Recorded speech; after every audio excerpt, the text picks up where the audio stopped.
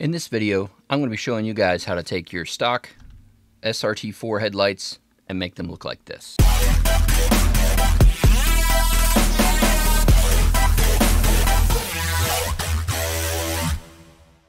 So you can see on this light, we have a fairly basic setup. It's just a clean, somewhat simple build, and I want to show you guys how I went about doing it. So started with brand new lights, open them up. We got rid of the chrome, blacked out the reflector, added in a 2.5 inch projector with the turbine shroud and switchback halos, as well as a lens edge. Not a whole lot to it, but I'm going to break it down, show you guys how I go about it, and everything that was used in here is available through us.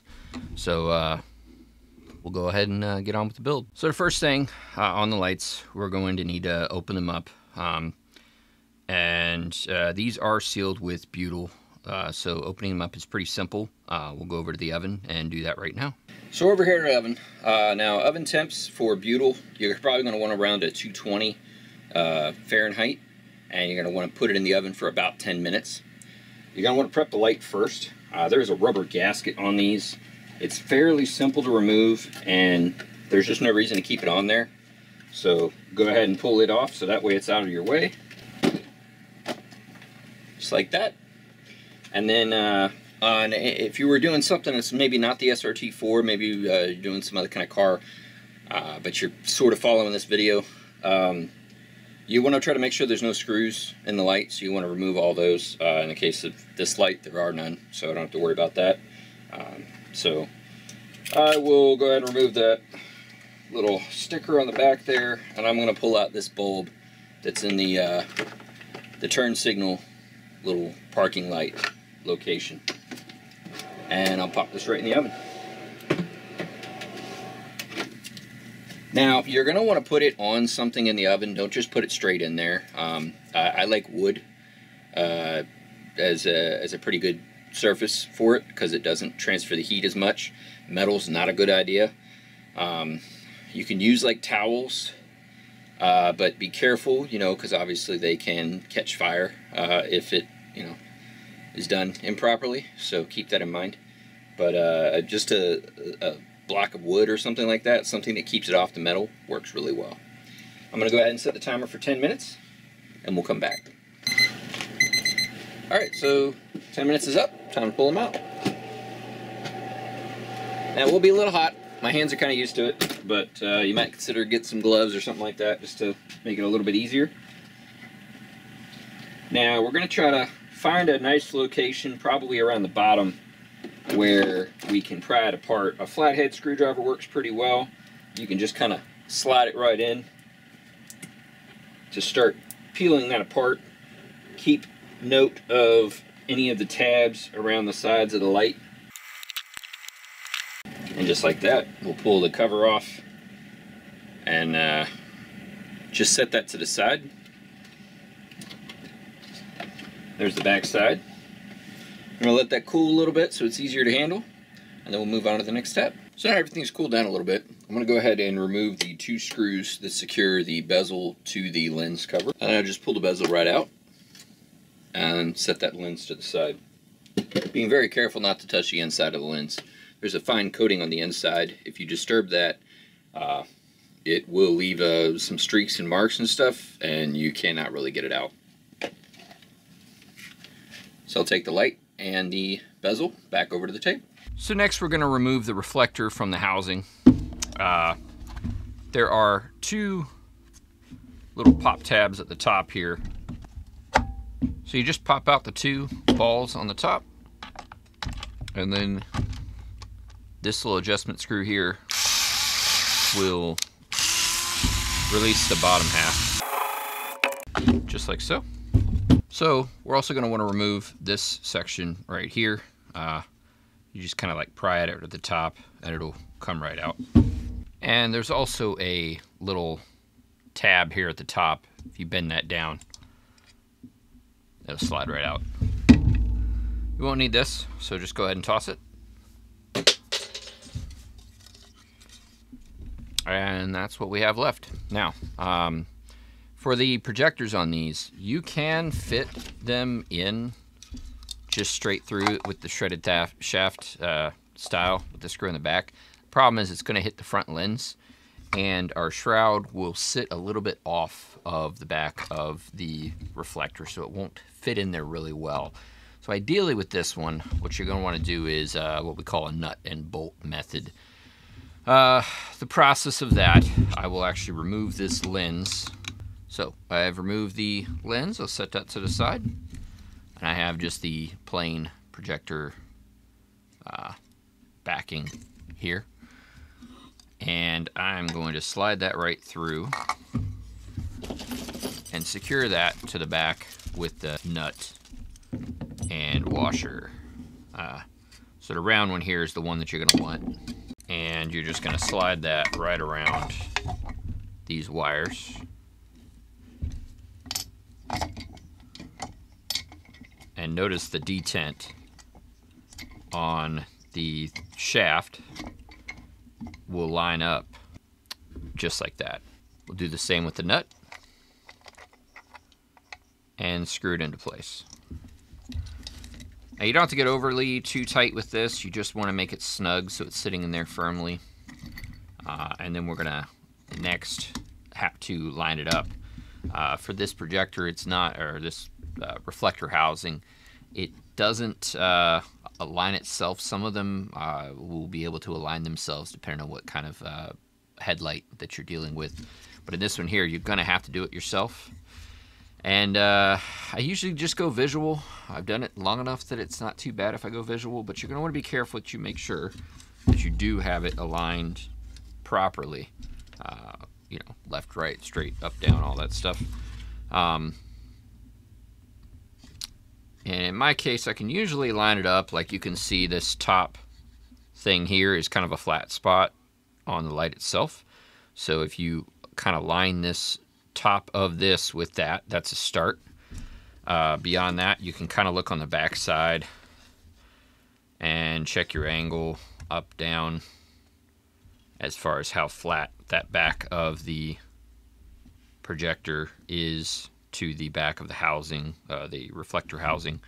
And then also that detent on the back of the projector should be aiming up directly at this spot right here. And if you can get that just right, you should have it lined up just right. There is some forgiveness in the nut and bolt method, so if you get it off by a little bit, you can usually adjust just a hair. There's not a ton, so you're going to want to get this really close. So next I'm going to get the drill bit and drill, and we're going to drill a couple holes. So depending on what kind of screws you're going to be using to secure it, you're going to want some that are you know, long enough to get through. I think these are about 1.25 inches is what I'll be using on this particular one. And you're going to want to have a drill bit to match whatever size you end up using. I am going to be drilling into the 4 corners here.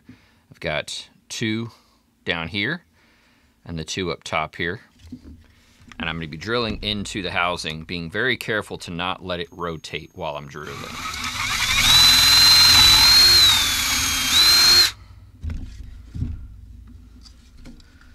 And then once you get that first one in there, just double check that alignment, make sure everything looks good. If you want, you can go ahead and shove a screw in there just to kind of help you hold it in position while you drill the other holes.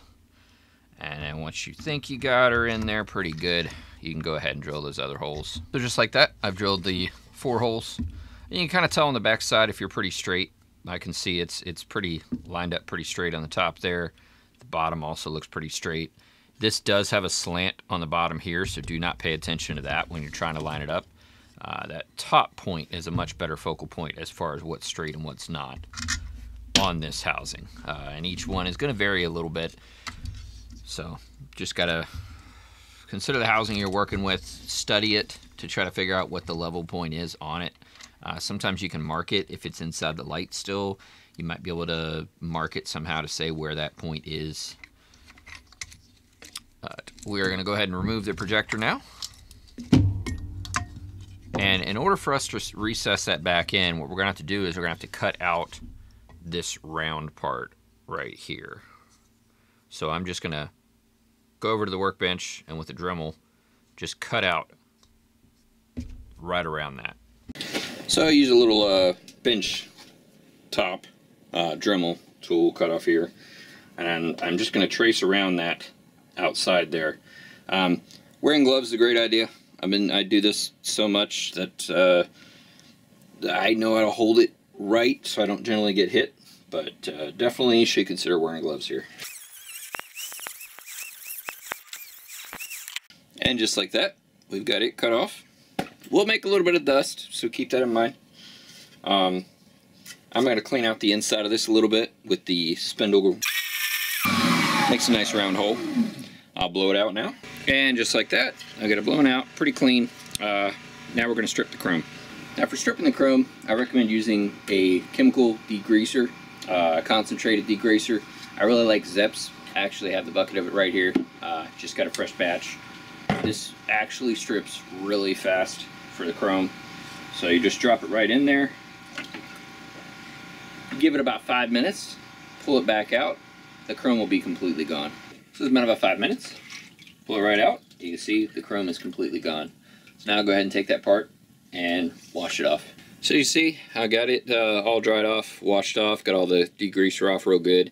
Now I'm going to prime and paint this. We're going with the flat black for the back. In this case will be the only part that I'm painting of the light. If you're painting more than that, you know, go ahead and paint it all at the same time. So I went ahead and got it painted up and let it dry for a couple hours. So now we're back at it here. And as you can see, it sits in there a lot further down. Sticks out the back side just a little bit. And that will give us that clearance on the front side, as well as making that shroud fit a lot better inside of the light. So as you can see on the completed set here, I don't know how well you can see that. The fitment is pretty darn good, and it is tight as far as get the dust off there, as far as how close it sits to the lens. So you're definitely going to recess them on these lights for them to clear. So a little bit more involved, but and hopefully this video kind of gives you an idea of what's involved. If it is something that you don't want to do, you know, you watch this video and you're like, you know, I like the look, but I don't know that I can do it. You reach out. You know, we do build them here, so that is something we can do for you. But so the next step will be to secure this into place inside the light here. And so for that, I am going to go ahead and add in our screws again. So I've got it secured in place now. It is still very level. Like I said, there is some play in there. If you need to tweak it a little bit, you can turn it or something to get that angle just right. But we're sitting pretty darn good where it is right now. And I'm just visually inspecting different angles. That line up at the top there looks really good. I'll inspect it from this angle to kind of see left to right, you know, the toe, how that looks, and then the up and down, how straight is it, like with this flat spot here to the flat spot of the projector itself.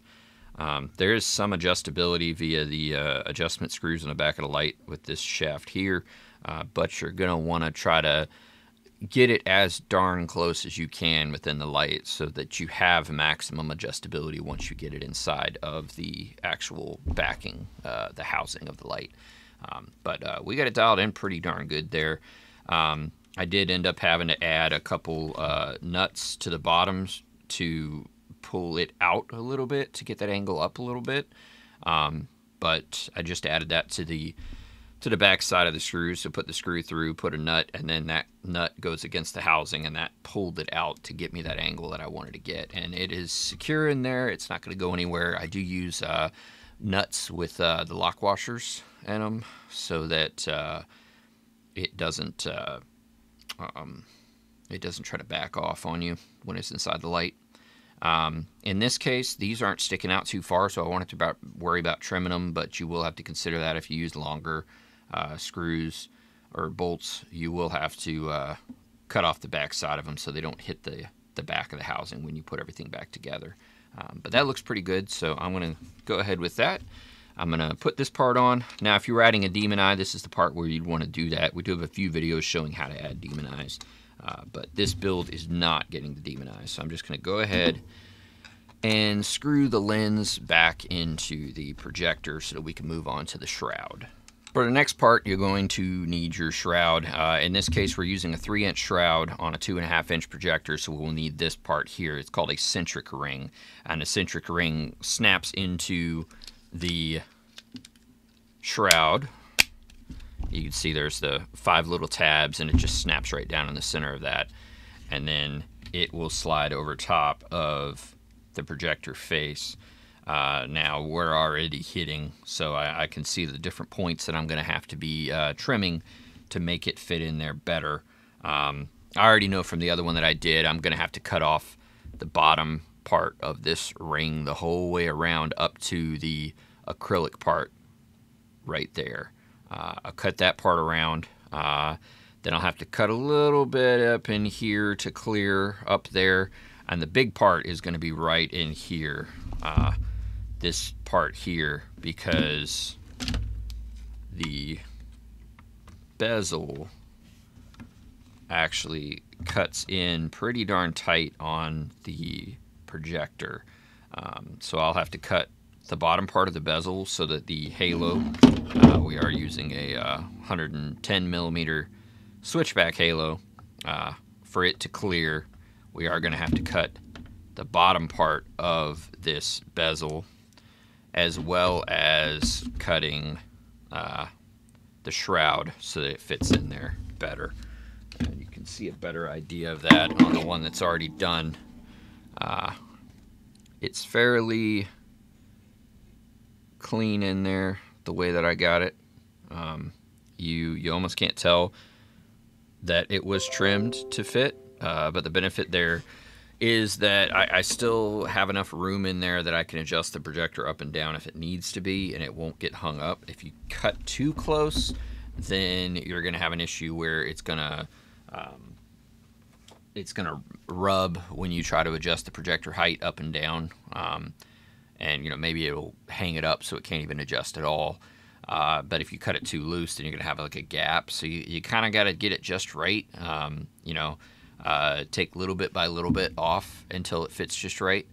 So I'm going to use a combination of an ultrasonic cutter and the spindle grinder, the spindle sander, to get it where I want it to be. If you are a retrofitter, you do a lot of retrofitting, the spindle sander is great. I use it a lot. The belt sander is awesome. Most people have a belt sander. Well, a lot of people have a belt sander. The spindle sander I think is a little less common, but I find for myself it works really well for what we do retrofitting wise. So I do like to have one of those on hand. And then even like stuff like reciprocating saws and stuff like that. Those work pretty well too. But in this case, we won't even be using that. We're going to be mainly focusing on the spindle sander and the ultrasonic cutter. So I'm going to go ahead and trim those parts down. Like I said, probably won't get that on video. It's a little harder to record over there, but I'll get to it. All right, so I've got it trimmed here now. You can kind of see just how much I took out, and that way the bezel there will just fit right up against that shroud and look pretty good in the process. And then also taking out the back side of that ring so it sits flush back there. You may have to secure the ring a little bit with some glue, because that back part of the shroud is actually what keeps that clear acrylic in there. So definitely keep that in mind. But it will slide right on now. So I did go ahead and wipe everything, blow everything out. I've got my gloves on now. If you are doing this in chrome, you're going to want to wear gloves from the beginning. Fingerprints are a nightmare on chrome. Trying to get them off, usually you'll remove some of the chrome in the process. So just from the beginning, wear gloves. It's not a bad idea to wear gloves from the beginning, even with black. I don't, because I can grab a hold of stuff a little bit better without the gloves.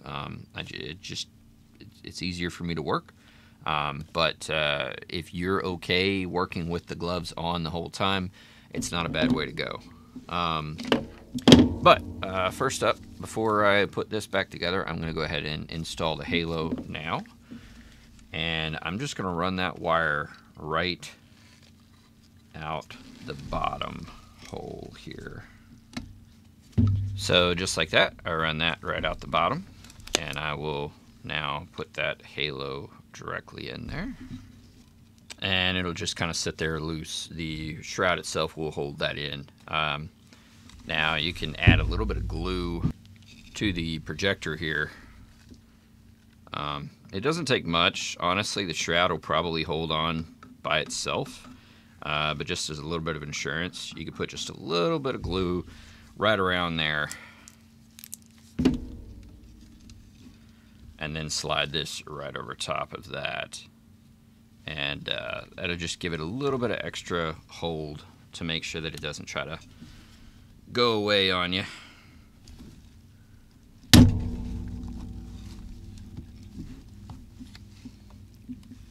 And on the centric rings, a lot of times they will be a little bit tight to fit around. And that's kind of intentional. There's some other brands that I've used in the past that their tolerances, if you can't really make it just right, because there is some tolerances, and I would find that sometimes it was a little bit too loose. So we actually went with one that tends to be a little bit tighter. You can take off just a little bit with some sandpaper and it'll usually fit right on. And that way you're always guaranteed that it can fit with a little bit of adjustment. And it's not much, but you'll see. So before you put everything together, you might want to take those centric rings. If you have the spindle sander, that's a great way to do it. It'll take about 2-3 seconds. Just take out the inside of that lip a little bit on the centric ring and try to get it to fit around that projector. And it doesn't take much time at all. So I already did that on this case. So there it is. Everything is on, in position. The glue, everything's wiped down real good. You can blow it out with air a little bit if you need to try to get some loose dust, things like that. But that's usually what I do right before I put everything together. Try to get the dust as low as I can, get everything cleaned out, everything good. And then right before I put that lens cover back on, I'll take it over, blow it with some air, then put the lens on. So we'll go ahead and set this to the side and get the back housing. So for this, there's a few things that I like to do. I do like to go ahead and add in a hole down here in the bottom where I can run my wires out. And then I will do a hole over here as well that'll run to the turn signal corner here. I'm also going to add a few breather vents. I'll probably add 2 to the top and 2 to the bottom, and that tends to greatly reduce the chances of any kind of condensation. So I do like to add those to all my builds just as insurance against condensation. Many people will confuse condensation and leaking. It's not the same. If you see moisture inside the light, it does not mean that it's leaking. It just may mean that the light is not breathing, which would mean that the inside temperature of the light is different than the outside temperature, which creates condensation. So ideally, you want to make the light breathe as well as possible, and that will eliminate the chances of condensation. Well, not completely eliminate, but greatly reduce. So that is something I do like to do. Leaking is where you have standing water. If you have a light that is leaking, you will physically have water inside of that light. Any small leak in a rain or when you wash your car or something like that, it's going to fill with water. Condensation is pretty common when you wash a car, and it might be certain weather circumstances that you may see it. Sometimes you'll see it on lights you just bought, brand new lights that you haven't opened them or done nothing to them, and you get condensation. A lot of times that's breathing issues, and if you add a couple vents or you add something like that, you can fix that problem. So I am going to go ahead and add in those breather vents now. So I like to use a stepper bit. It works pretty well to add those vents. So I've added my holes for my breather patches. Got 2 there. You want to kind of spread them out a little bit. I probably could have cut up into here to get a little bit better breathing air, but like you don't want to put them like 2 right next to each other. That's not going to do much. You want the whole light to breathe. You don't want to have any hot spots in the light. So you kind of want to, you know, you can add more if you really want to. I would say it kind of depends where you're at. Like there is a negative at a certain point. Like if you are in a very northern climate where it gets really, really cold in the winter, it may not be ideal to have a whole bunch of breather patches all over because you might want to trap some of that heat inside from the projector to help melt ice or things like that off the lens cover. I find that 2 on the top, 2 on the bottom is a very good number. For the most part, I don't hear about condensation issues. If I do, it's usually like just a certain kind of light or a certain shape of light or something that just needs a little bit more airflow, but most lights, just 2 on the top, 2 on the bottom is fine. And then I also added the hole for our cable gland, and that will just slide right in, just like that. And then on the back side, I'll go ahead and add in my nut to secure it in place. Just like that. So we got that part on. We do sell the breather patches on the website as well.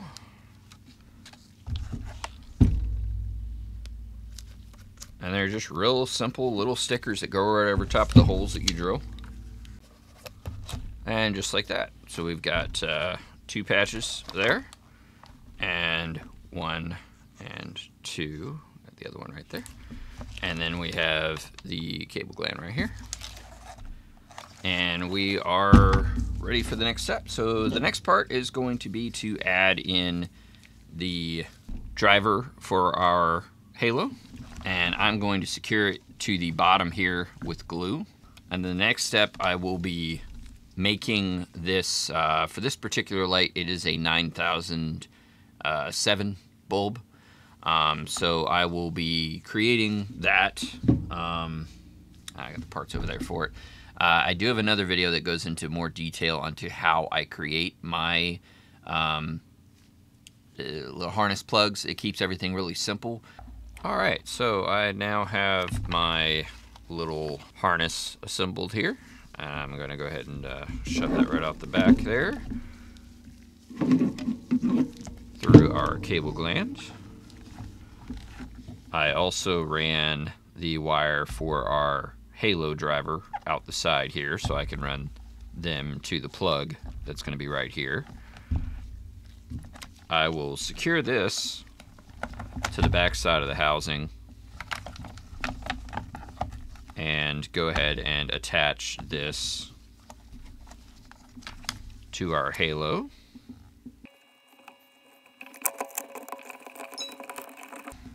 And now I'm going to go ahead and tighten down on that bolt here, the adjustment screw, to pull that back inside. So there it is. I got it all popped back in place and the set screw in. You can kind of like visually figure out between the bottom and the projector angle to kind of get that dialed in as far as up and down goes. In the end, the customer's going to have to make some adjustments when they get it on the car, but this is a good way to get you in the ballpark.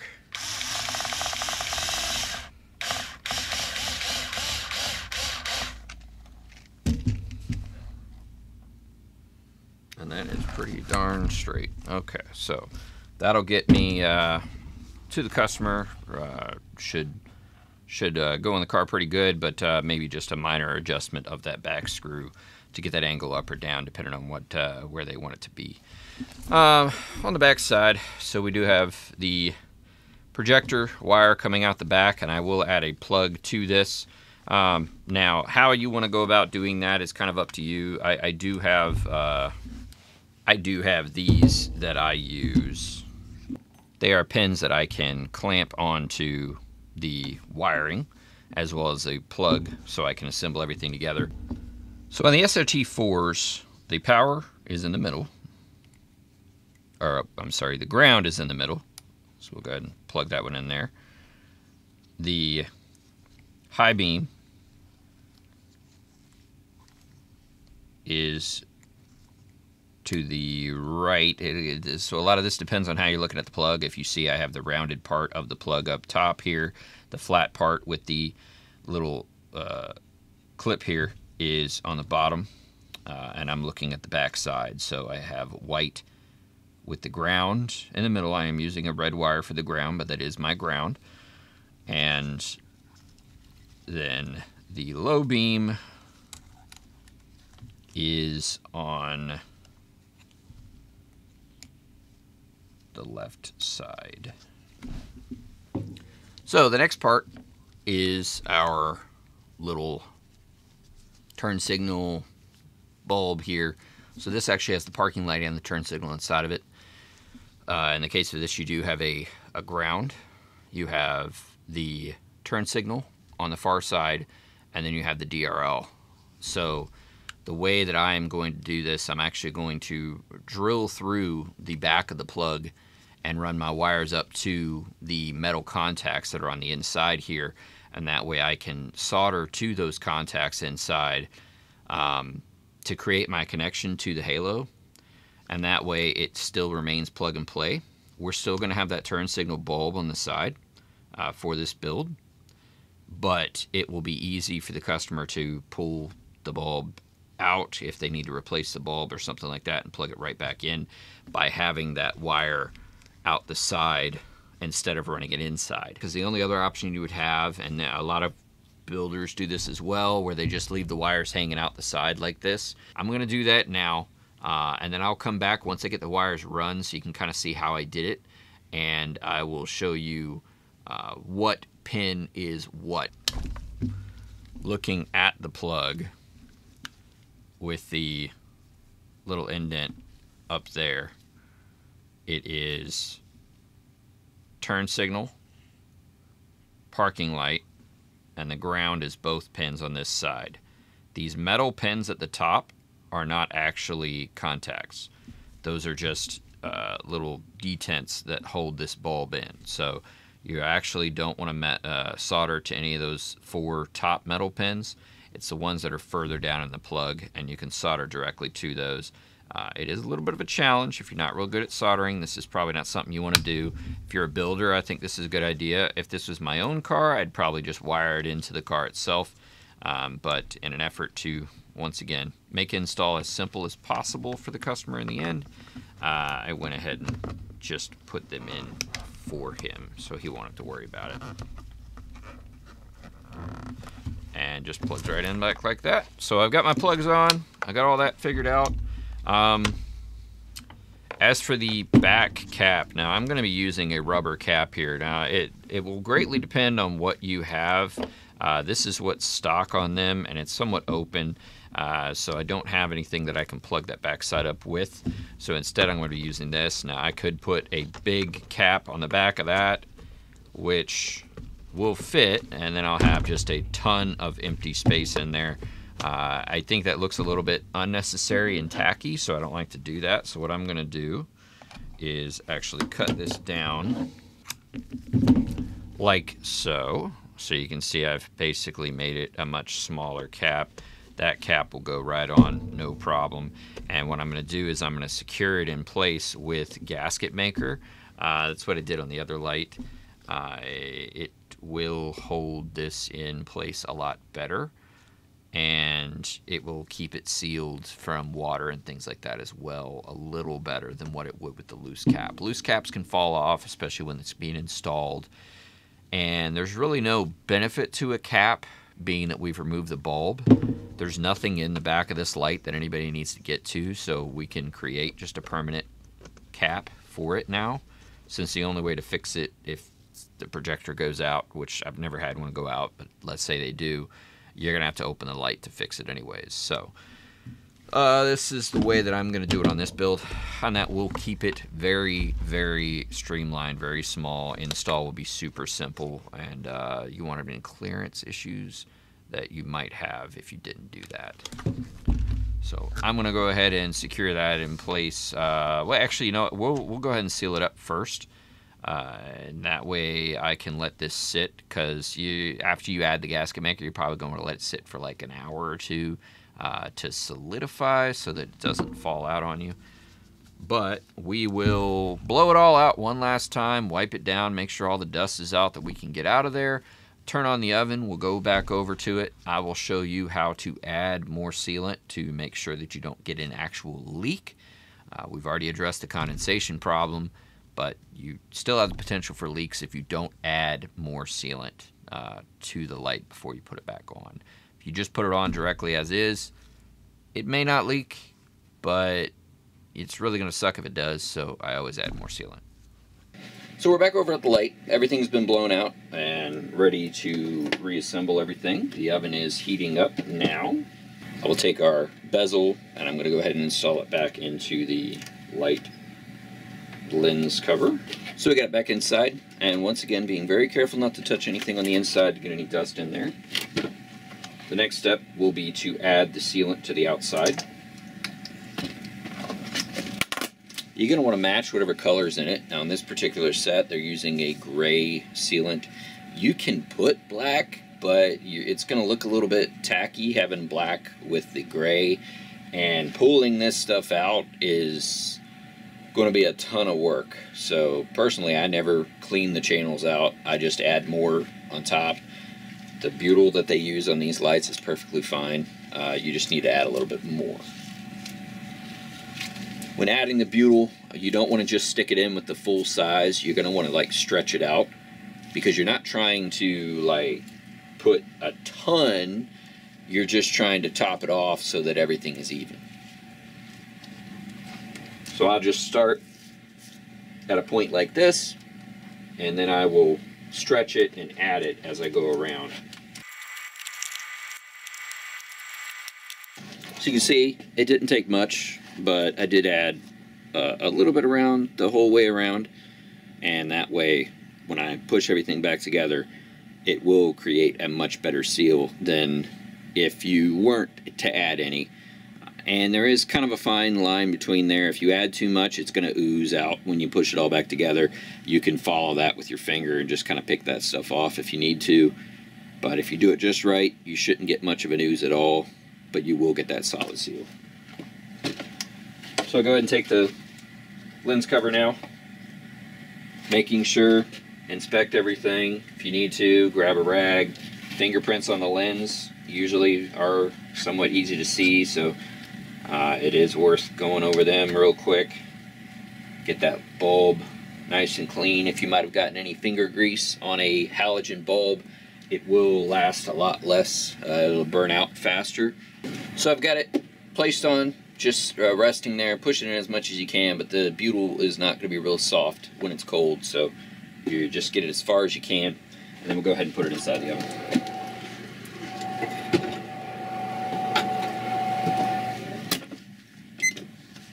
Let it cook for 10 minutes or so to soften up that glue, and then we'll come right back. Alright, so it's been 10 minutes. We're going to go ahead and pull them out. And once again, this can be a little bit hot, so do keep that in mind. You may want to have gloves. I do it enough that it's not that big of a deal. So after I get the lenses on, I do like to do a little bit extra to make sure the lenses stay on there. If you get a really hot day or something like that, they can try to push themselves off. Just the act of the sun softening the glue and then the lens moving in wherever direction it decides it wants to move. I do like to drill a couple holes around the outside, and you just drill it down in like that, and then I use a very small number 4 screw to secure the lens to the housing, and this just adds extra safety against the possibility of the lens pulling off of the housing. And like I said, I generally just go around where all the mounting tabs are. Like there's these tabs that hold the lens on, and I like to just go right around where those are. As you can see, I did that top one. I'm just going to go around and hit it a hole right behind that on every one of them and go the whole way around the light. So I'm going to let that cool down now, and then we'll come back after the lens is nice and cool, and I'm going to show you guys how I add a little bit extra protection against UV rays. Okay, now that the lens is cool, we'll go ahead and work on adding some UV protection. Some people like to go with the 2K clear, and that will give you some protection. It's a little bit harder to apply, and if you don't have paints, urethane paints and things like that to be able to mix up and spray, it can be a little bit of a daunting task. So personally, I like the quick, easy, and effective method of adding ceramic coating. If you add a very high quality ceramic coating, like the Adams that we use, you'll get about a 7-year UV protection out of it. You also have the benefit that it will repel water, bugs, other things like that. It makes everything easier to clean. It makes the water bead up off the light and run right off. And just washing your car in general, it makes the process a lot easier. It also dries very fast. I could have this set done in about 5 minutes and ready to go right in a box. The clear coat, you might need to let it gas out for a day or so. And you're going to be adding more pores to the surface, so things like bugs and things like that are still going to be an issue. Even if you buff, you're still going to have to go back and add some kind of a ceramic coating or something like that to add extra protection to that lens cover. So the kit that I use, it's an Adams graphene ceramic kit. Comes with a prep solvent. You're going to make sure that your lens is fairly clean. You can use something like a Goo Gone to get any glue or anything like that you might have gotten on the lens cover. This will help get it off, any of the butyl, anything like that. But then after you do that, mine's pretty clean, so I'm just going to go over it with the prep. This will remove fingerprints. This will make the lens look like it did when you pulled it out of the box, nice and clean. So just like that. Just visually inspect it. Make sure that you don't see any streaks, any fingerprints, anything like that. Hold it at different angles to the light. And after you get done with that, the next step is to take your actual ceramic coating and a application pad. Get that pad nice and wet and just rub it right into the lens cover. Give it about a minute to dry. And you're going to go back over it with your buff cloth here, and that'll remove any high spots to the ceramic coating before it fully sets in. So we have the light finished, ceramic coating applied, everything looks clean, everything's ready to go. We'll take it back over to the bench, finish up a couple last minute things, and then we'll wrap up this video. So now that we have the lens installed and secured in place, we have the ceramic coating over top to ensure a better UV protection. The last thing we have to wrap up is this back cover, and it's really pretty simple. I like to use a gun like this, just a Ryobi, really cheap, but it makes it really easy to apply evenly. Plus, you will save a little bit of money buying them in the full-length tubes versus buying the short little squirt bottles. If you're only doing one build, it's probably not worth getting. If you're a retrofitter and you do a lot of builds, probably worth the investment. I'm just gonna put some of this in the channel here, the whole way around the light. Then I'm gonna take that cap that we created, pull that sticker off there. All right, so the cap is applied.